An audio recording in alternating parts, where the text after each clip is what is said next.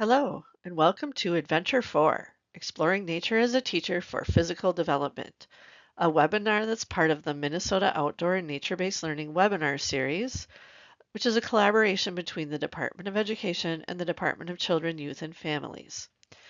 In this webinar, participants will have an opportunity to explore the early childhood indicators of progress as a guide for promoting children's progress in the domain of physical development in outdoor and nature-based learning environments.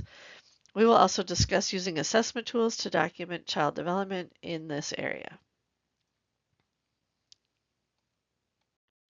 The objectives for this webinar include understanding the benefits of outdoor and nature-based learning for young children based on the research, to identify, design, and plan outdoor and nature-based learning activities to promote children's physical development aligned to the early childhood indicators of progress, to apply knowledge of assessment tools to evaluate individual student progress toward learning goals and objectives, and consider how the tools can be utilized in outdoor and nature-based learning opportunities, and to discover resources for implementing outdoor and nature-based learning in early childhood programs and schools. The presenters in this webinar include Dr. Sheila Williams-Ridge, the director of the University of Minnesota Child Development Lab School, Jenny Hanlon, a nature-based early childhood teacher and parent educator, and Anna Dutke, public school nature-based early childhood teacher.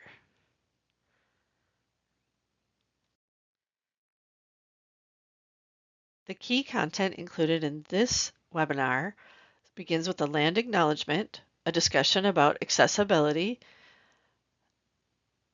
learning about fine and large motor development and how to support that, and also how to support self-care for students. And as always, a discussion of the resources that are available. And we just want to note that this webinar was originally recorded live in April of 2023, but that the content remains highly relevant. There are some breakout sessions, which provides you an opportunity to pause the recording and ponder the questions that are being presented, maybe take some notes that you might want to use in the evaluation of learning that will be discussed at the end. Enjoy the webinar. And I will say welcome to our Adventure 4, our Exploring Nature as a Teacher for Physical Development, with our wonderful Anna, Sheila, and Jenny presenting. This is our last installment of our webinar series for this year. But we're really excited to have you here tonight, and we're going to get started, I think, right away. Do you have a commitments to equity slide you want me to talk about? There we go. Before we get started, we're just going to highlight the 10 commitments to equity. And we always like to remind folks that these are our priorities. And when we think about outdoor learning, the two that I think really stand out in the presentations we've been doing is starting early and improving conditions for learning. And so welcome, and I am going to turn it over to our hosts, and they will introduce themselves and get us started on our fourth and final adventure. Thanks, y'all. Excellent. Welcome, everybody. We are very glad that we have such a great attendance tonight. In the chat, please take a few minutes to introduce yourself, your name, what program you're from, where you are from, and one thing that you hope to learn from this session. I'm Jenny Hanlon. I am a parent, family, and child educator. I guess I say that differently depending on I guess what lens I am coming from on that day. And I work with Stillwater area ECFE. And really quick, we do have on May 9th, we will have a panel, kind of like a webinar discussion of ECFE educators sharing information on how you can incorporate nature into ECFE type programming. Anna and Sheila, you want to introduce yourselves? I can go next. My name's Anna. I teach nature preschool at Oak Ridge Elementary, which is part of the Rosemount Apple Valley Egan School District. Hi, everybody. I am Sheila Williams-Ridge. I'm the director at the Child Development Laboratory School at the University of Minnesota, right in Minneapolis. I was running a little behind because there are pelicans on the lake close to my house. So, and everybody here, I think, understands like those big nature moments, you have to take a little time to enjoy them. So it's nice to be here with all of you tonight. Oh, you're right, they're not. All right, a couple people, somebody just mentioned in the chat if they wondering if other people froze. We haven't experienced that on our end. One thing, if you're running into that, I recommend you turn your video off if you have it on, because that can take up some bandwidth that you may not necessarily have. And then I just want to encourage you to double check to make sure that you are muted, just so we're not catching background noise. Sheila and Anna, please remind me if we come to a slide that I'm supposed to do, because I can't see my notes currently. I will double check though. I think it's you, Anna. So we're going to start here with a land acknowledgement, and this is really important in nature-based programs. Anytime we're doing nature-based education, that we're educating children about the natural world, we want to also take into consideration the land on which we're on. So the land on which we are on in Minnesota is the ancestral homeland of the Dakota people, the original stewards of this region. We recognize that despite the efforts to exterminate and diminish the Dakota, their connection to this land, water, history, and lifeways perseveres today. We pay our respects to their elders in past, present, and emerging. And the next slide is going to share two resources with you. If you're not familiar with is the other one going to show up? There is a picture with it. Oh, there it is. If you're not familiar with, there's a booklet of resources through the MDE Outdoor Learning page, and it goes more into depth on land acknowledgements there and how you can integrate this with children in a very developmentally appropriate way. But the two resources I wanted to share with you, one is a new story that is new to me. I just got it, and it's a wonderful book, Walking Together. And this book is really focused on connecting children to this idea that the land and nature is a teacher for them. And so I'm just going to read one page from it. But it goes, this is in the middle of the book. It says, when we walk together in a good way, Frog is one of our teachers. We wait, listen, and watch for Frog near the ponds. We breathe in the stillness. So there you can see the images there. The images are beautiful pictures. But it goes throughout and talks about how different elements of nature can be our teacher. And so I encourage you to check that book out. And then a picture on the right there is from actually the Minneapolis Nature Preschool's outdoor space. So what they have done is they have named their outdoor spaces. They have the different names for it, and they've been working with a Dakota elder to translate the names into Dakota language. So you'll see the first phrase up on top is actually in the Dakota language. And then the word down below is the translation for that. And this is a really great way to introduce children to the Dakota language and lead into the segue conversation about the Dakota people and their significance on the land on which they are learning. All right, thank you, Anna, for getting us started. So we want to put people right away in breakout rooms just to get to know each other a little bit. Am I doing that? Sorry, I forgot to ask. Okay, great. So we're just going to assign you to a breakout room. There'll be 5 different groups. And if you could get to know each other, you're going to do some activities in a little while. But we'd like you to share your name and your program, and then just a favorite activity that you already do that supports children's physical development.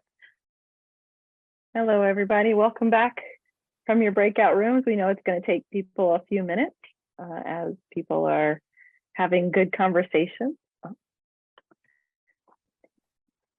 So we have about 30 seconds left until everyone has to be out of their breakout rooms, but that means that people are having really good conversation.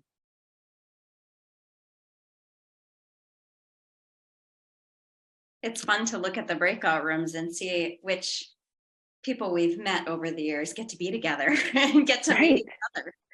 Yeah, it really is. It's nice to. I have become more and more fond of breakout rooms when you get the same people for multiple meetings. I feel like there's like actually building of relationships that can happen. I agree. Yeah. All right, is that everybody? I think so. It looks like everybody's okay, back. Great. All right, welcome back, everyone. Thank you so much for taking some time to get to know your colleagues in this work. We're excited that we can all be here together. If you wanted to, in the chat, you could share some of the favorite activities that you shared with each other. We're, of course, going to share lots of activities over the next few minutes, and then we're going to do some work together, and you'll get to go back into the room with your colleagues to work on things. So I'm just going to give a little bit of an overview of the domain, physical and movement development. So we've talked about all of the different areas, and I was a part of the rewrite for the science domain, and I wasn't hands-on with any of the other ones, but I'm really excited because we do talk so much about physical development, both gross motor and fine motor outdoors. And the picture that I chose for this first page on the right is a picture that is very much both. So they're doing painting of stones outside, and so they have to lift these really heavy rocks, bring them over to the table, they're painting them, and then they're taking them back. And so I thought it was a really nice both gross and fine motor activity that children do in our program. So we're excited to jump into this work with you today. So the first one that we're going to talk about is, this is still the same one, sorry. The next thing we're going to talk about is accessibility. And we wanted to start with accessibility because we don't want it to be an afterthought. We really want you to think about how your program is accessible to different children and making sure that you're meeting the needs of the people that are enrolled in your program. So one of the ways that we have done this is in our program, you can see the photos here. The garden spaces are right next to a path. We didn't really want an asphalt path, but we wanted something like cement or cobblestone or something that was a little bit more interesting.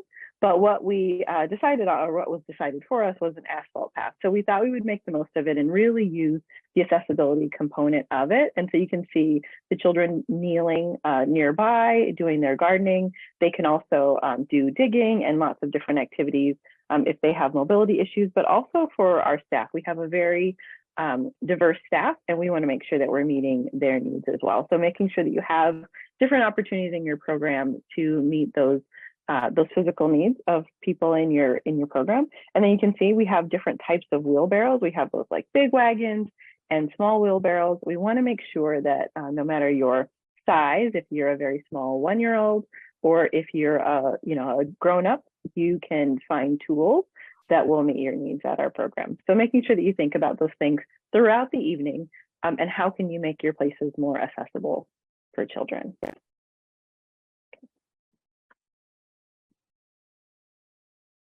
So something that Sheila, Jenny, and I have been working on along with a couple other people, Heidi and Sarah and Laura Whitaker and Megan, is a nature-based early childhood program assessment tool and a guidebook that goes along with it. And you'll see here, this is actually one of our measures that is part of this, and it's related to accessibility. So looking at, does a program intentionally connect children in and with nature through the outdoor spaces they utilize? And even more specifically, that the program's outdoor spaces are accessible to all children. And so there's a rating scale for a lot of several different areas throughout this tool, but what it has is actually examples from other programs.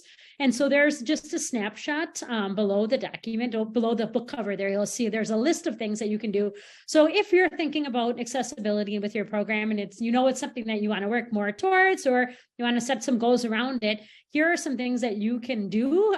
You can look into this book. It's free download. We'll put it in the chat. So you can get access to it. So there, Kelly just put it in there. So if you fill out the form on there, you'll get access to the whole book for free to download. But it'll give you some actual specific things to do. And as Sheila mentioned with the paths, the other thing to think about is if you have tables, that those tables like mud kitchens and things like that are wheelchair accessible. And then what we found in the wintertime, because snow can be challenging for students that do have those physical difficulties of movement, and they need that kind of flat, solid surface.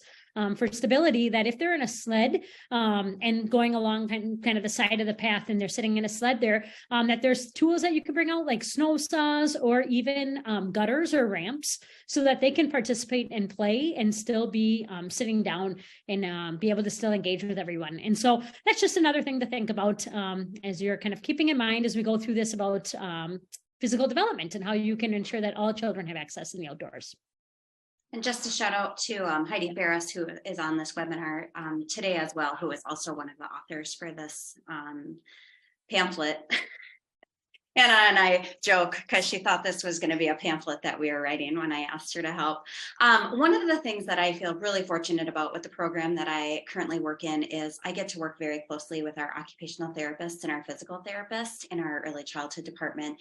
And I feel like it's been a really nice blend of knowledge that they have, and they've been really excited about the outdoor spaces that I have created at Stillwater. So I'm going to share, I have 3 different videos from them throughout this presentation of an interview that I did with them. And I apologize that the lighting is terrible, but I really wanted the outdoor classroom in the background.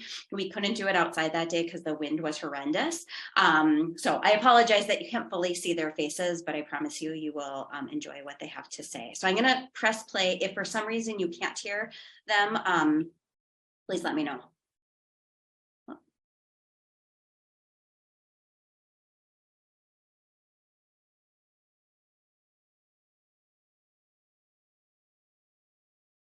Uh-oh.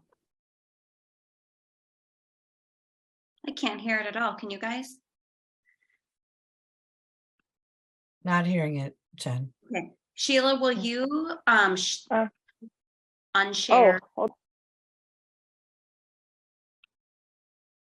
Oh, wait.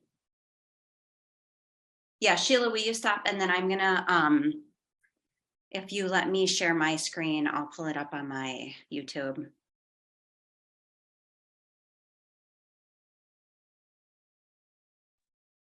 Sorry. I'm going to start it over. I realize I have headphones in, and that's why. Oh, got it. Okay, thank you.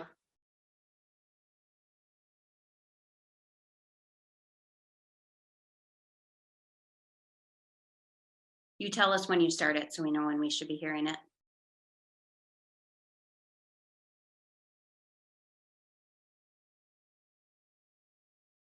Videos are always a little tricky. Okay, should be good to go now. We'll start again. All right, thank you, Sheila. Hello, we have Anne here and Emily. Anne is a physical therapist and Emily is an occupational therapist with Stillwater Early Childhood. And my first question for you two is, what benefits do you observe in children's motor development when they are spending time outdoors? Sure. One of my favorite things to tell the families I work with is that outdoors is a naturally sensory and motor rich area to play experience. There's a lot of variability outdoors, which is helpful when children are developing motor plans for their developmental skills. The variability of the terrain, the activities, the weather, everything plays a part in it. And I just see a lot of growth when the kids get to spend time outside. The other really important thing I think is that the outdoors is naturally motivating and somewhat distracting in a good way, because they're not realizing how hard they're working when they're playing outside. Yeah. Another thing would be like the natural context for learning. So a lot of those things you said we can't replicate inside. So if you're encountering messy play or wet play outside, it doesn't seem as contrived as some of the things we're trying to do inside. Like, yes, you can bring in snow and it's very fun, but if you can still walk away from it. Versus if you're in snow outside, you kind of have to learn how to deal with it, or how do I navigate it? How do I interact with it? What do I do in order to participate in the activity? Some of the other things are just you kind of had talked about the sensory, but the vision and how you have to have exposure to things close and things far in order to develop depth perception. And having that opportunity to be outside, you can do that versus being on the screen. You don't have that opportunity. And then risk taking. So outside, there's a lot of ways to take risks that are less dangerous or less, they're more natural. I was gonna say it teaches natural consequences, Yeah. right? You're learning about gravity. You're learning about Like, let's jump over this stick. Oops, it's too high. I fell down. Or let's climb the tree. Those are okay things in that context versus, I don't want you to climb on my kitchen counter. I don't want you to climb up there because it's not safe. So you're allowing that risk taking, learning about safety, body awareness, confidence. I mean, it builds so much confidence too. Do you want to talk about people, like experiences we've had too? We'll get there. Yes, yeah. Okay, I think Yes, it's yes. just fun too. We have to remember how fun it is to be outside and to have this open area, expansive place to play. Yeah. And figuring out what to do. It's okay to be bored. It is boring initially for a lot of people going out who haven't been out because there's not a bunch of toys, there's not all these other things. But you can see then what the children are learning in other environments, how they're bringing it to new environments, what they're doing with it. I mean, we can sit and we can teach handwriting all we want. We can teach strokes, but you're outside and you're playing and you're playing with sticks and you're playing with different sand toys and you're digging and you're building so many foundational skills that when those things are introduced, they're a lot easier. Anything on motor planning that either of you guys have observed with how that might be different outside? I think the one thing for motor planning that is very important as kids are developing their motor skills is variability. Because if you always learn to walk on an even surface and you're always walking on tile, you develop that motor plan and it becomes an activity that they're used to.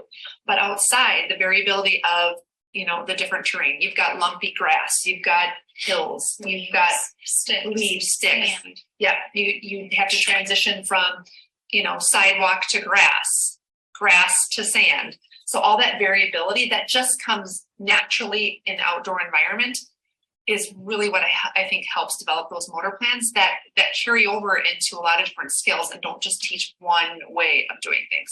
And inside it's often like that because we like flat floors. Yeah, most buildings aren't going to carry those. Let's go one thing. True. Yeah. Yes, yeah. Well, and some of the other more fine motor based things or hand-eye coordination, all of the materials and the tools that they're going to encounter, they have that opportunity to then, what can I do with this? Explore it, learn how to do pretend play. Let's make this stick a phone. Let's make it a fairy wand. Let's make it a jump. We're going to jump over it. We're going to go under it. Let's make a fort. There's a lot more initiation on that child's front that they get to kind of create that play space a little bit more versus in our homes, we tend to instruct them and facilitate them in a much more mindful way, which is also wonderful, but it's nice to have the opportunity to do both. Or you have a toy that does one thing, right? I had a family this morning ask me, what toys should I get for outside? And I said, you don't need to get any toys for outside. I said sticks, rocks, sand, grass, get a playground. If you do want, I said, do you want to get anything? Bubbles, chalk, and maybe a shovel. Toys, things like that. I'll look right on toy, but just stuff that can be used for not just one purpose, but for multiple things. And again, there's that variability that helps with motor planning. Awesome, thank you. All right, thank you. Our next slide here just has a wonderful quote that Anna had found. No barefooted, tree climbing, frog holding, mud pie baking, cloud spotting, puddle stomping, bird calling, wild foraging, moon gazing, firefly chasing, fort building, creek following, rock hunting moment with Mother Nature is ever wasted. And that was actually, I had a great parent ed session today with families talking about that even if your child is just standing in the grass like this little toddler on the left is, he's still getting something out of that. I mean, just the grounding factor that's kind of more emotional, but then just also that him having that variability that Anne mentioned in that video, and even just this little guy on the right, him pulling himself up and standing, holding on to those stumps. That feels so different to him than if we were indoors and him just pulling himself up to the same table that he pulls himself up to every day. That this adds, again, that variability.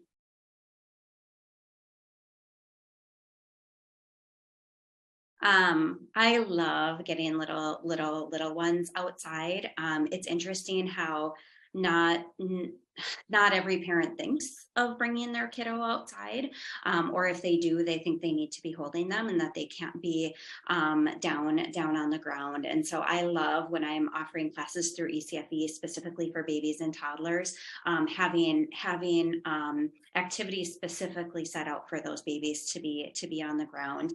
And so this one, looking at the tummy time, you can have a blanket out for that. This little one on the right, it was a pretty wet day.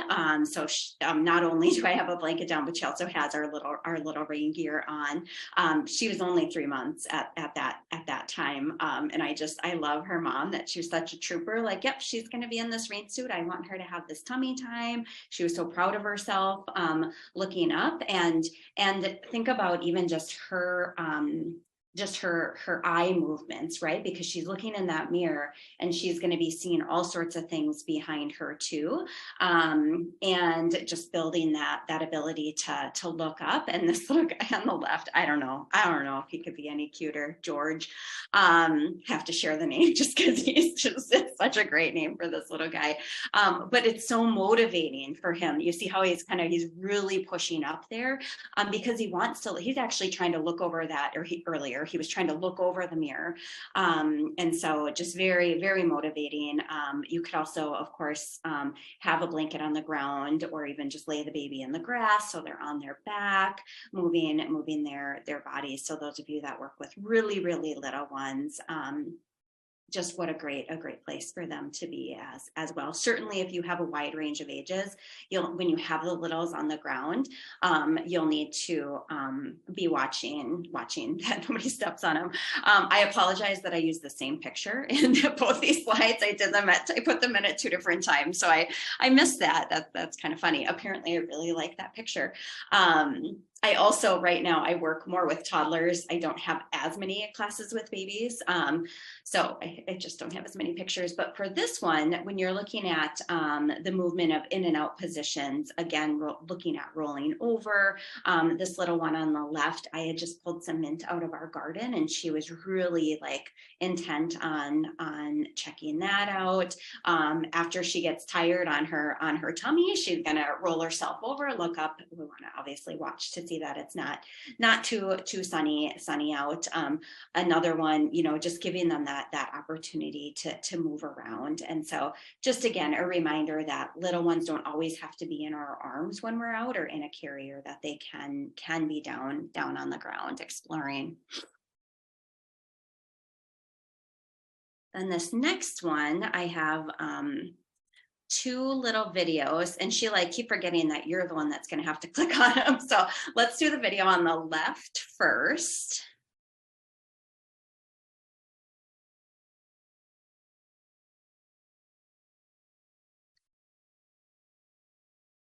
And this is a little guy in my class he is 2, but you are moving so fast, Sorry. Sorry, could you see that one playing? We could see it playing, yes. Okay, sorry. Yeah, that's okay. Here we go. You are moving so fast, buddy. Hi.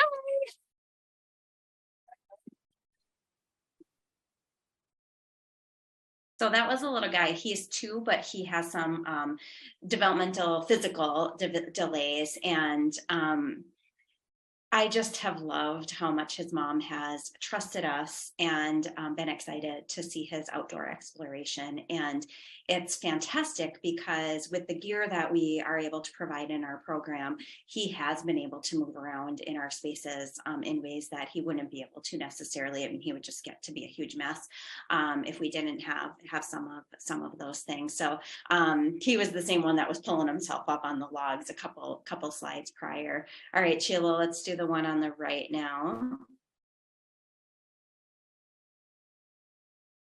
And how, there you go, buddy. You're almost to the animals. Last week out here, we were staying on top of the snow. So it's different. Well, Caden wasn't here last week either, so he didn't feel how different it is. There you go, buddy. You got back up again. Uh-oh, did you tip over? You're almost there.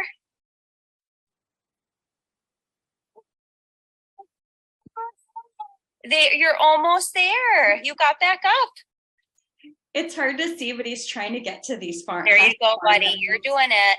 That I have around some pine trees. And I had a discussion. There was some his mom stayed inside with their baby because she just didn't have, we had gear, but they just weren't able to come out at the time. So he came out with me, and the other kids that were out, he each had a parent right by them. And it was a perfect opportunity for me to role model stepping back and allowing him to move on his own, because unfortunately what sometimes happens in parent-child classes is the parents kind of feel this need almost to be so close to their kiddos. They almost feel like they're not doing the right thing by not being there. Even I try and encourage them to step back, but it's always a fine line. And how to be able to see how determined he was to get to where he was going, and he didn't need us to pick him up and save him. And just, you think about, I mean, that variability that Anne was talking about in the video, he got that right there. And he wasn't there the week previous to feel how different it would felt, but if he would have been, he would have noticed. His brain would have said, oh, brain and body would have been like, oh, this is different from last time. I'm falling through this time. Last week I stayed above there. All right, Sheila, we can go to the next one, and it's actually Anna. So when you think about a lot of like gross motor movements, there's sometimes some fear or concern around letting children provide or providing opportunities for children in programs to participate in these. And so one thing I just wanted to encourage you to think about is, what are the expectations that you could set, or the parameters that you could set, so that everybody feels comfortable that are kind of supervising and helping provide those activities. And this actually came up in one of our team discussions between a special education teacher, a gen ed teacher, a teaching assistant, and a para.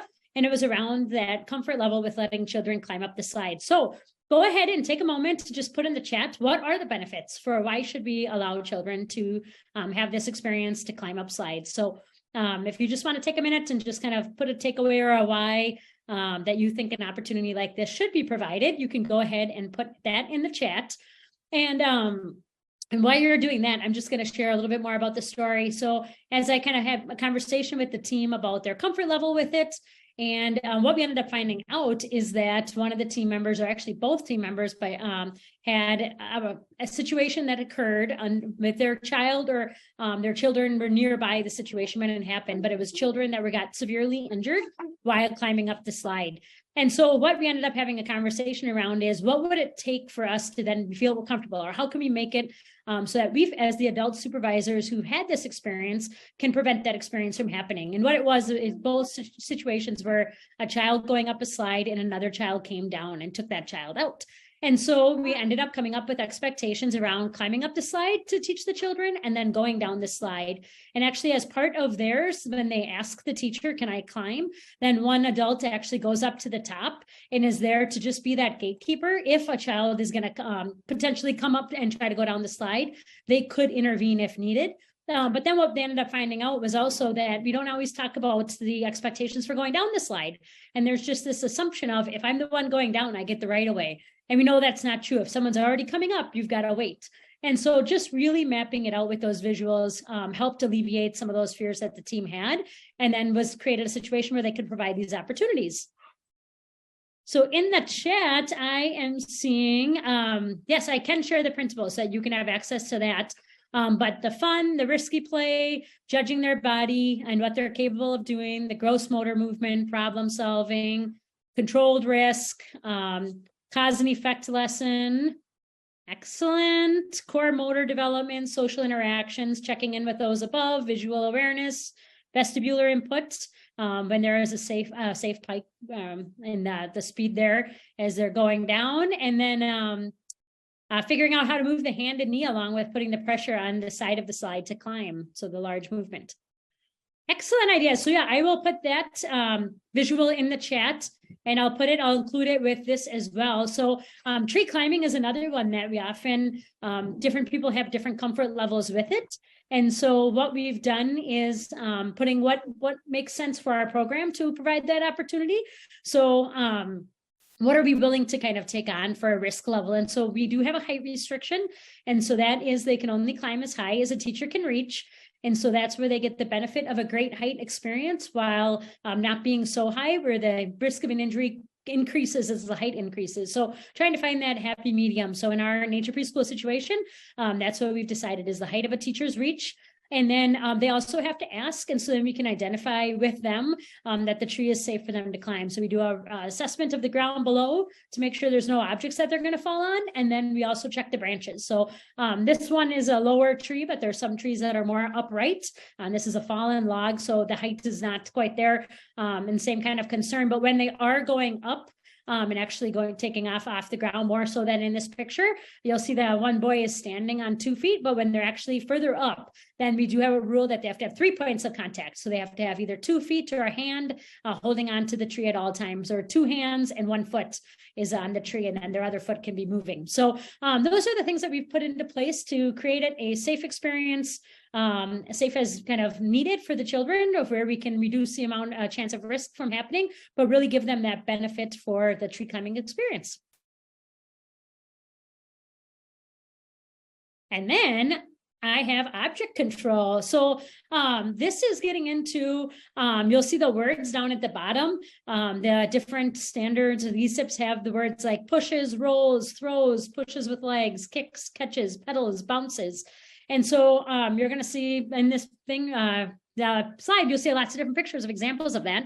So thinking like the wagon. So that is one where children have to control that object as they're helping transport our materials out to our site. We use wagons at all of our sites. And so it's a great way to get the children involved with that. Those are pumpkins being rolled down the hill. And then children are actually physically sliding in that snow picture. And what you can't see there is that when they do slide, they have to pump their legs oftentimes. And so they're doing the same motion that you would do if you're on like a push bike, where your legs go back and forth in order to propel yourself forward to scoot down that hill to get the momentum going. And then you'll see our visual for snowball throwing. So we do allow children to throw snowballs. But again, they've got to go through that process of asking. So checking in with the person that they're going to throw the snowball at. Say, can I throw a snowball at you? And then that person gets to respond, and they've got to respect that person's decision. So if they say no, you're not going to throw a snowball. But if they say yes, then they're going to aim for your feet. So we talk about how at school, we aim for our feet. At home, they might have different rules. But the reason we aim for the feet is just in case that the snowball accuracy is not that great, then it'll still be further from their face, most likely. And then we do have the rule that the children have to make their own snowball. And that's because there might be rocks or ice, or it could just be an ice chunk that they're picking up. So they actually have to go through the motion of making their own snowball.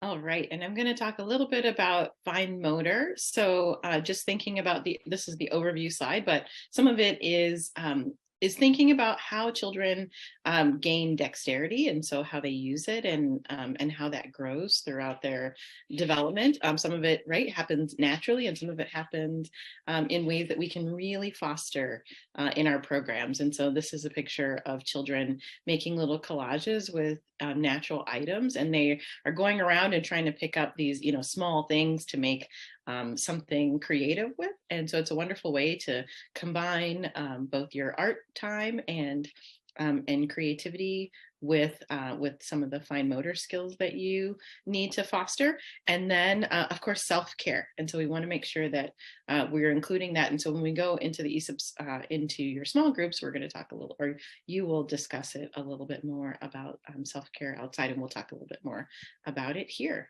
And you can see the quote, anything you can teach in an indoor classroom can be taught outdoors.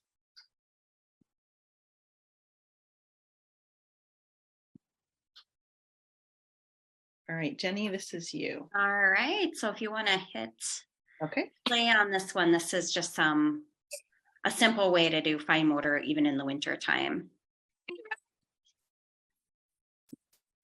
Are you on film, or you just want to hold it? You're ready for your mitten again, buddy? Oh, look at you even switched your hands. Decided that wasn't a good idea. You want me to take over to this? The week prior to that, we had painted a snowman as well. We had, I actually had attempted to put easel paper up and it blew down, and yeah, I wasn't having success with that. And then like, why would I waste paper anyways? We have this snow out here. We have this wonderful blank canvas. So again, these are really little kids. This little guy just turned 2. The one next to him in the full blue suit, you can barely see him, but he is 1. And he was even using a smaller paintbrush. And so just a great way to build those fine motor skills in a motivating way without handing them a pencil. All right, and here are a few other examples of dexterity. And so you can see some of the words at the bottom: reach, grasp, transfer, dump, turn, stack, string, and draw. All fun things to do outside with natural materials. So here are a couple of examples, and the one on the left is near our previous building. We had access to one of those amazing chestnut crab trees, and the children would spend as much time as you would let them picking apples. And that takes a good grip, and also, right, you got to twist it around to get that apple to come off of there. We talked about being really gentle and treating the tree with kindness. So we didn't pull on the branches too hard. We tried to look for those apples that were ready to come off, or give it a little bit of twisting. And then the picture on the right is from our field trip in the summer to Minnehaha Falls. We take a field trip every day during the summer to Minnehaha Falls, and for a few weeks. And this is fishing poles that the children made, and they created them out of burrs. So they found sticks, and of course, I had some string in my bag, and we just used like a biodegradable cotton, and we put that on the fishing pole in case it gets lost, and then the children just attached burrs from burdock that we found, and they use that to make fishing poles. And so this is Minnehaha Creek, and the children were hoping for a big catch. But during this, they had to use all sorts of dexterity, from pulling off the little burrs without them kind of bursting and letting all the seeds and all the little fine hairs go. They had to, try and tie the string on. And once you find one child that's good at tying the string, you get them to help the other children. And so it's modeling and also practicing. And it's always nice. That's one of my favorite parts about having mixed age groups, is that you have children that are good at other things and can show children that they can learn it too. And then, attaching all the parts. And then of course we get out there, and there were fish in there that they could see. But sadly, none of them eat burdock, so we didn't catch anything that day. And then this next picture is of stacking, and so I just shared a couple of natural materials that we use for dexterity, and in this side we're focusing on really that kind of stacking and what are things that you can do. So we have a few examples here, but any other examples, enter into the chat. What natural materials can children stack within your program? I'm gonna open the chat and see.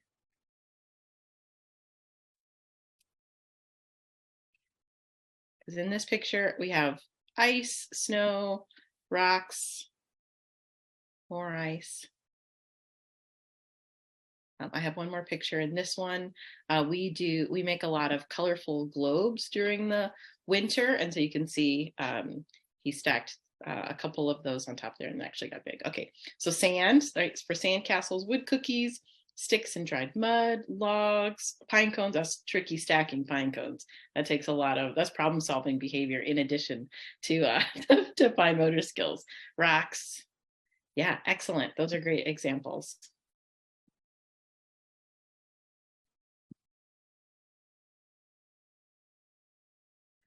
And then these are just more examples kind of on that same lens of dexterity. But like when you think about making a snowman, and we had some amazing snowman snow this winter, but the fine motor grip and the manipulating of the objects in order to get them into fit into that snowman.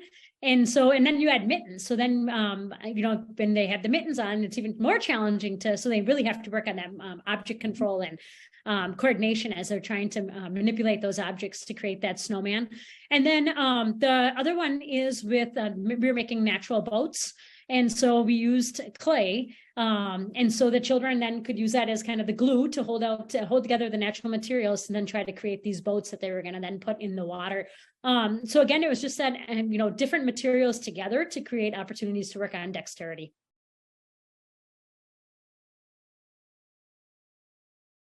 And then here, this is a 10-month-old. And so if you are looking at taking a moment to look at the pictures there, and she's got two different natural materials that she's working with. She's got rocks, and then in the picture on the far right, she's got the sticks there.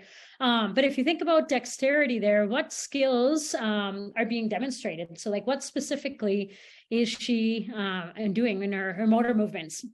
So see crossing the midline, pinching.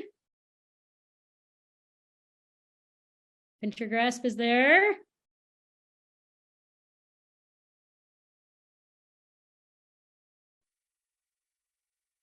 It is kind of tricky. I was trying to get a video and I couldn't get a video to see the whole thing together. Hand-eye coordination, balancing.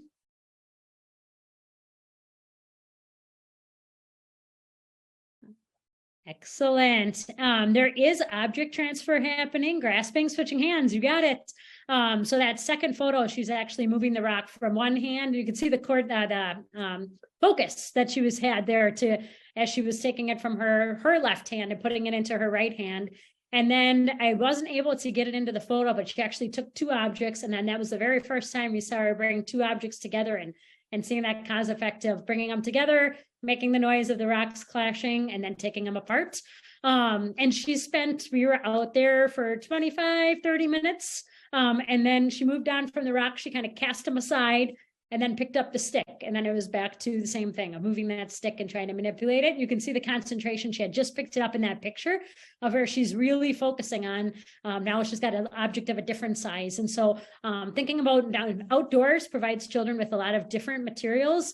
And even if it's rocks, there's lots of different size rocks, and she's got 3 there that are all different texture and sizes and weights. And so just of how that really enhances the motor experience as they're working on strengthening their fine motor, but then it also gives them that sensory experience while they're doing that.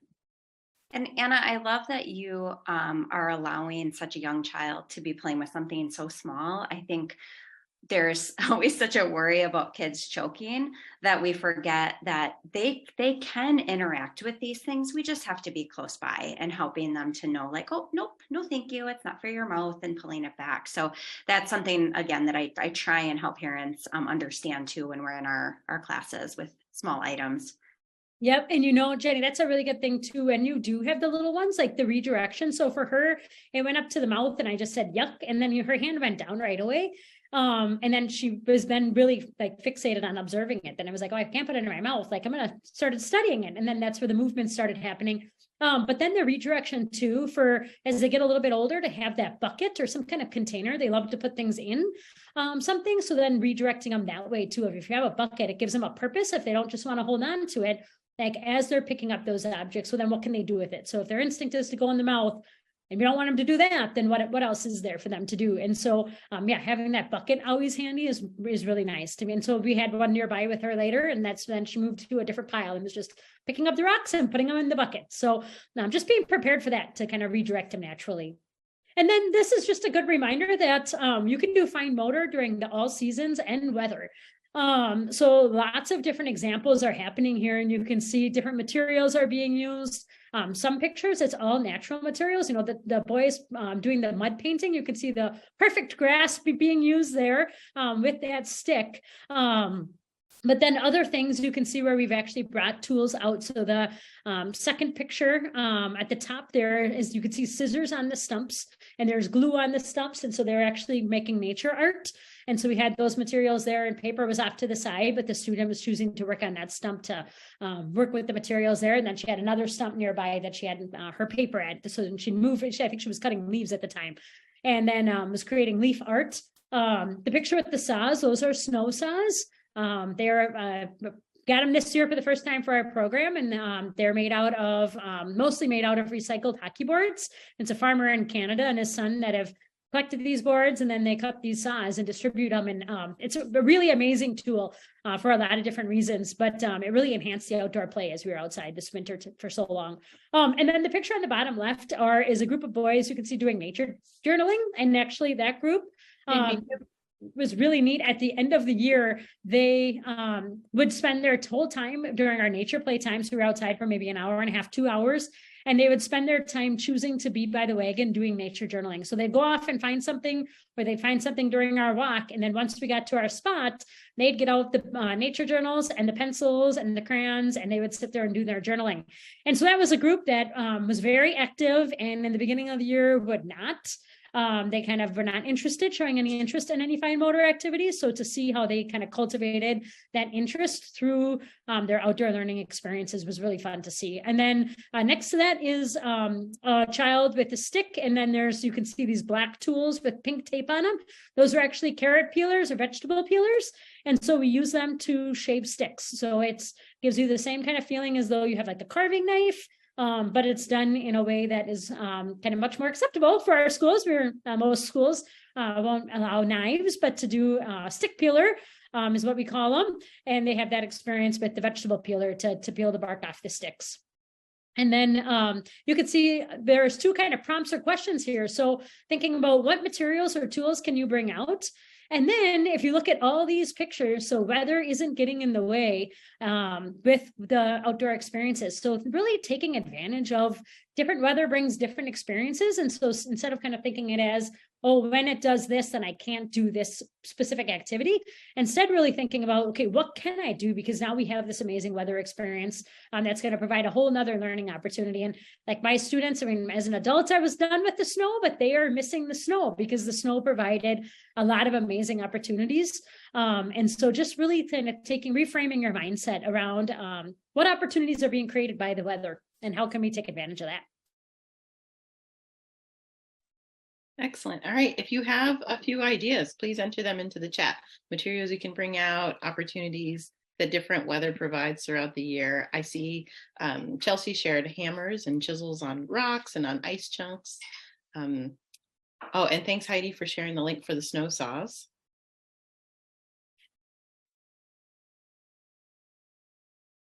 Oh boy. Okay, now they're all coming in. Oh, sewing leaves to make garland, watercolor spray bottles and snow. Classic. The tracks of animals, just following those. Those are always pretty cool. So with the spray bottles, I learned, and maybe everyone already knew this, but if you put cornstarch in the spray bottle, it makes the spray stay on top of the snow so it doesn't get absorbed by the snow right away. So if you haven't done that before, it was kind of a totally different experience with spray bottles and snow paint or watercolor paint for me. So that's something to put in your pocket for next winter because we're going to be all done with the snow now. No more snow. So you say, but I also put just a tad bit of like a teaspoon of hand sanitizer in there so that the little tube doesn't freeze up. Because if not, you spray a few times when it's really, really cold outside and then the nozzle starts to freeze and you're like, well, I got to put those away. We tried a cooler for a while to kind of keep them in there so that they stayed a little bit warm in the cooler, and we had some warm packs in there. But then we just switched, since we had hand sanitizer everywhere, we put that in there and it helped keep it flowing. Okay, these are really wonderful ideas. I'm glad everyone has their idea hats on because we're getting ready to go into breakout rooms. So what we're going to do in our breakout rooms is you get to go back with your colleagues. We're going to go into the same breakout rooms, and we're going to dive into the ESIPs in small groups. So you're going to crosswalk what the ESIPs say right now and how you can meet those in nature. And so you're going to work as a small group for about 15 minutes, and then we'll have some time to share those when we get back. And Jenny, Anna, and I are just going to do a little bit of a sample. So I have to sort of switch screens. Okay. Are you seeing my Google Doc? Yes. Excellent. Okay, so I won't be able to alter the, oh no, I think I can alter the Google Doc. Okay. I'm so, available to write too, Sheila. Okay, great. Yeah, why don't you go ahead and write and I will talk. So so each group is going to get one of these sections, and we'll tell you which one is which, but what we're going to have you do is the standard language and then some outdoors nature focused language, and be creative, share things. You can share ideas that you heard or learned tonight, or ideas that you use in your programs, or think of something creative and new. And so let's see, let's start with the crawls. So this is the 0 to 3 year olds, a locomotion. Child moves their body through space. I can't see the rest of it. Oh, from one place to another. So what are ways we can do this outside? I would say lying on the grass on the baby's tummy. Mm-hmm. Yeah, excellent. All right, you're typing, so you can put in whatever you'd like. All right, pulls up to stand against furniture. Yeah, so I think, those tree stumps, like Jenny had mentioned out there, that's such a common thing, or logs that children have access to, or rocks, or like the boulder. But thinking about those natural materials, elements that are going to be outside that they can crawl up to, and then, be able to move along. Yeah, perfect. And cruises along surfaces. I think about our garden beds here, having low garden beds outdoors where infants can access them and learn to kind of pull up. You do, of course, want to be careful with what is growing in there, that they can't do too much damage. I recommend mint, like Jenny had. Mm-hmm. It won't matter how much they pick. As long as you have an established mint pile, it should be fine. So yeah, so that, and also again, logs and stumps, those are great ones. Okay, walks with assistance. I'm thinking of even using the stumps and walking across, like walking, holding on to them, because the way the stumps are, it's not like a straight table, right? There's little gaps because they're round. And so for some of them, they might have to let go for a little bit of time. Yeah. And I think too, thinking back to, actually, no, that's going to go into, I won't say that idea. I'll hold off on that idea because I think it'll could potentially go under with the P3.5. So I'll hold off. Yep. Well, and I'm thinking back to what the specialist said at the beginning of our webinar today about those uneven surfaces and how great that is to walk with assistance, for moving from sidewalk to sand, or from sand to grass, or like those transitions when infants will really need more assistance, and having that kind of give and take of children being able to ask you for help, and you offering it, and like when that assistance is needed, and just like fostering that development.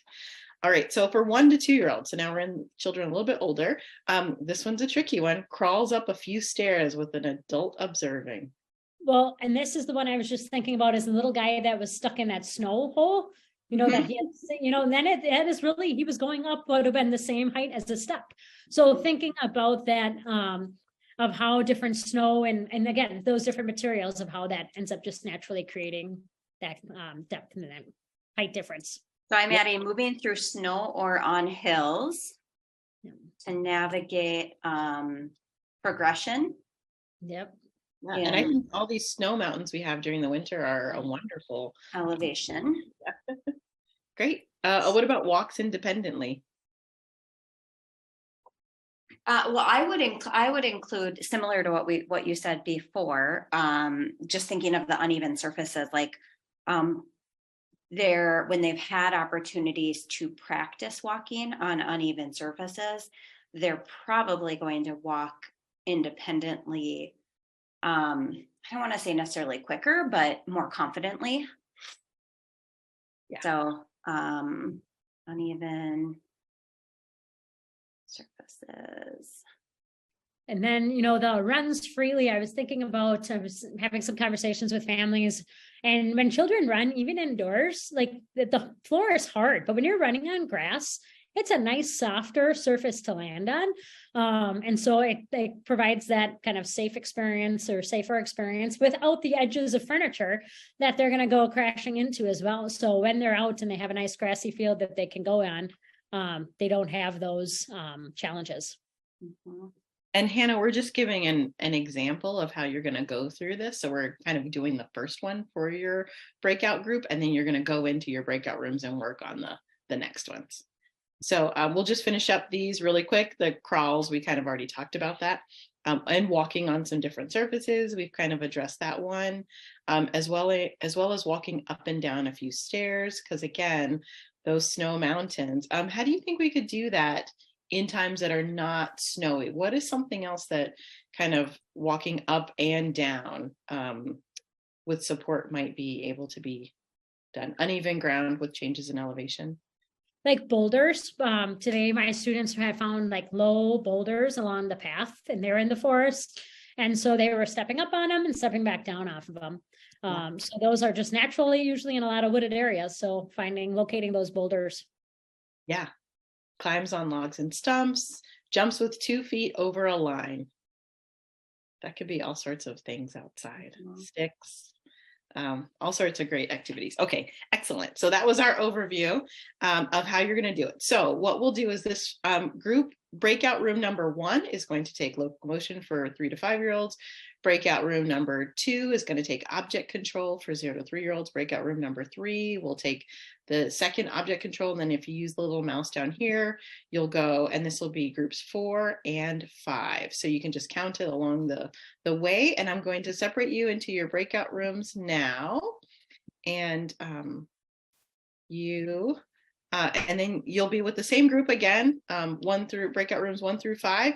You'll have about 15 minutes, and then we'll share when we get back. So we will come back at, well, I was going to say 7. We'll come back at 7:50. So you have about 13 minutes. So 7:50. Yeah, I think that sounds great.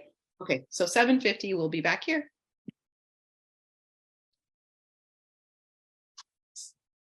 All right, you should have got the invitation, and then, yeah, don't forget to click on the link before you go.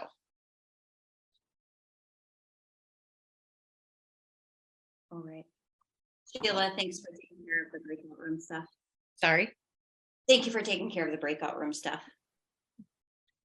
All right, and people should start, they're gathering us. I can tell who did and who's still trying to work on theirs.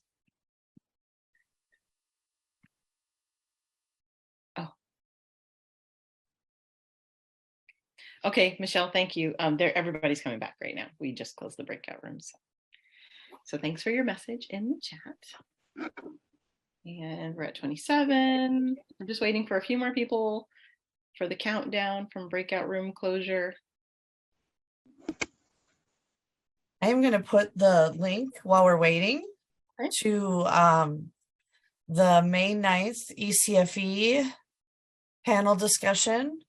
So folks are interested in registering for that. That is in the chat. I think if people were still in the breakout room, they might not have seen it. You might want to share. I'll do it again. Awesome. Thank you so much. Okay. Thank you everyone for your time in there. We only have 10 minutes left tonight. So we're not going to do a little debrief of these, but you have access to them. If you're looking for some nature or outdoor focused activities, use these. Until tomorrow, we'll leave this open for you to add another idea or two if you want. We see that a few groups finished theirs and a few are still working on it. I wish we had a little bit more time to get through all of them, but you can see group 2 got through most of theirs, and so I'm going to go back to the slideshow.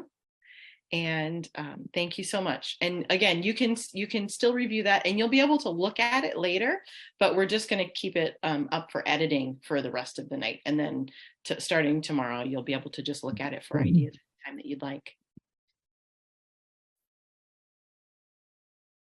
Jenny, this is... So we're going to play this video. This will get emailed with you, right, Jenny? Yes, we will share it. There's 2 more interviews that we are going to just share in the follow-up, because we only have 10 minutes left, and we want to prioritize the other things, since you can view these on your own. All right. Do either of you ever? All right.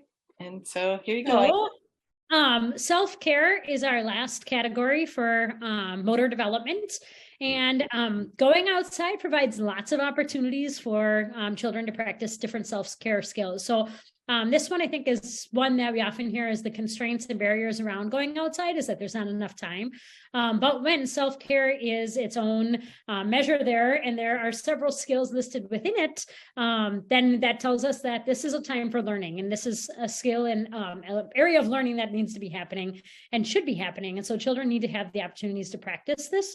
And where they're going to master a lot of these self-care skills is through practice. So regular opportunities to practice these skills in a way that's really meaningful. And if they're engaged and excited about going outside, they're going to be motivated to have these opportunities to practice. So one of the things to think about with outdoor learning is that children have the right gear, and that's the right gear to allow them to fully engage comfortably in the outdoors with whatever's happening with the weather. And so making sure families know about that is really important. A lot of times we just assume families are sending their children the way they are because they're making a choice. And a lot of times families just don't know. They might not be a family that's been actively outdoors, or when they are outside, they're doing very different activities than what their children might be doing in your program. So don't ever assume that families, even if they've been in Minnesota their whole lives and grew up in Minnesota, that they're going to know how to dress their children for the different types of weather. So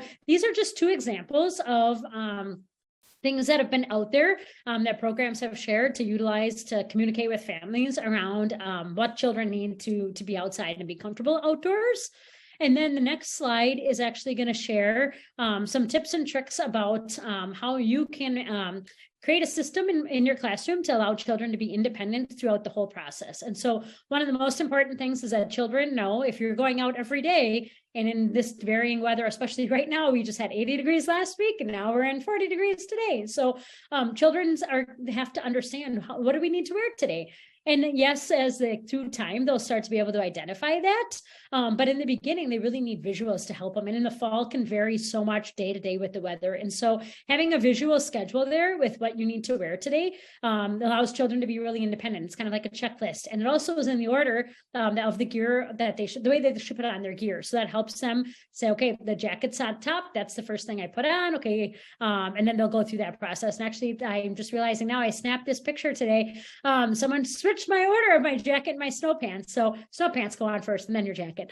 But so that you have it set up. And then I've seen programs actually do it. Mine was just tape. And so I would just switch it around that way. And it worked really well. But sometimes that doesn't hold up very well on the material, depending on where if it's like one of those concrete brick walls or things like that, tape doesn't hold up very well. So even thinking about clothespins and putting it in that order, and then it's really easy to move it around, or magnets if you have a magnet board that it can go on. But being able to move it and switch it is really important, because it's going to change a lot depending on what is happening weather-wise. And then with their gear, you're going to want to make sure that if they are going outside in wet days and they're coming back in, that the gear can hang out to dry. So if you do have lockers, we actually, at one of my sites said we had lockers, we put 3M hooks on the outside of the locker. And so their gear that was on the outside of them, their snow pants or their winter jacket or their rain suit, actually went on the hook. And then inside their locker was where their backpack went with anything else that they might have needed. Boots can be a tricky one to store. In the picture in the middle, we have those pink spots on the floor, and that's actually, they put their boots on top of that. So they have numbers, so they know, okay, I'm number 1, my hook is number 1, and then I'm going to look for that boot spot that's marked number 1, and I'm going to put my boots on that. So the children are really independent with that. And then thinking with boots, The other thing too is if you do go out in puddles and things, being able to dry your boots upside down. So that is a homemade boot rack that is used at Jeffers Pond Elementary, and it's worked really well. Children can independently put their boots, and it dries them upside down. And so there's a higher chance that the boots are going to be dry before the next time you need them. So thinking about that is something. And then thinking about those bog boots. So, and there's a lot of different brands of boots that have handles like the Bogs. And one thing I've noticed is that children are able to be really independent with putting their boots on at an earlier time or more quickly when they're boots like that versus the winter boots that the top part will bend, and then they've got to try to straighten it out and try to hold on to that while they're putting their foot in. That can be really challenging for children. So when you're thinking about independence, you want them to be successful and be independent in the process. And so thinking about the boots and the structure of how the boots are and just recommending that for families. So then families, as children are more independent, feel more comfortable and about going outdoors with them. Thanks, Anna. And I just wanted to share a fun picture of someone enjoying being that, but also listening to children's needs, I think is a really important part of self-care. So letting them enjoy these experiences, but also having conversations with them about how their bodies feel and checking in with them. Because right, if your boots are wet on the inside, you're going to be really uncomfortable, or if it's really cold, it could be dangerous. And so making sure to listen to children. So self-care is about kind of their physical, like how they're able to do those things, but also social emotional, and them really understanding their emotions and how to express how their body feels. So we're going to skip this next video because you can watch it and later. And if you have any other ideas, activity ideas for physical development, you can share those in the chat. And if you have any favorite spring books, because it's sort of springish. It was winter yesterday, summer last week. This morning kind of felt like early fall or late fall because there was like ice and snow on my windshield that I had to actually scrape off. So share any of your favorite ideas or favorite spring books, just thinking about what's coming up next. Thank you for watching. For more information and resources, visit the Outdoor and Nature-Based Learning webpage at dcyf.mn.gov. You can also scan the QR code to go directly to the website. For develop users, just a reminder that you should have reviewed the Early Childhood Indicators of Progress as part of your develop requirement.